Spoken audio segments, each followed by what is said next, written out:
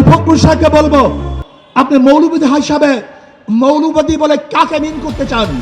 আগামীতে বিএনপি ক্ষমতায় যাবেন, এই গ্যারান্টি আপনি কে দিয়েছে?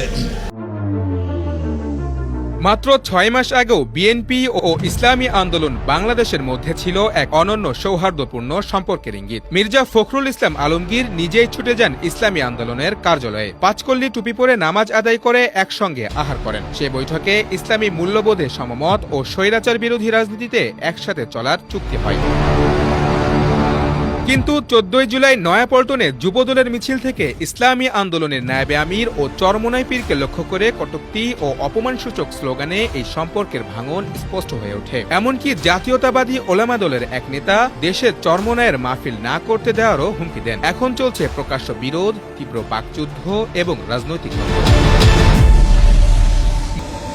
বিএনপি ও ইসলামী আন্দোলনের দ্বন্দ্বের পেছনে রয়েছে আদর্শগত ফারাক, অতীত রাজনৈতিক তিক্ততা এবং বর্তমান নেতৃত্ব সংকট। যেখানে ইসলামী আন্দোলন চায় স্বচ্ছতা ও নৈতিক আদর্শ ভিত্তিক রাজনীতি, সেখানে বিএনপি বারবার বাস্তব রাজনীতির চাপে আপোষের পথে হাঁটছে।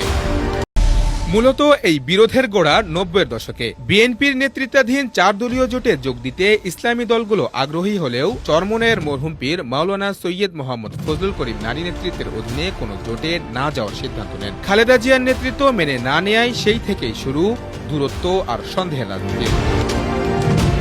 তবে স্বৈরতন্ত্র বিরোধী সংগ্রামে এই দুই শক্তির বিভক্তি সামগ্রিক রাজনৈতিক শক্তিকে দুর্বল করে তুলছে। ভবিষ্যতের জন্য দেশের জনগণ চাইছে আদর্শ নেতৃত্ব ও বিশ্বাসযোগ্য রাজনৈতিক ঐক্য। এই বাস্তবতাই হয়তো একদিন বিএনপি ও চরমোনাইয়ের সম্পর্ককে নতুন আলোয় দেখতে বাধ্য করবে।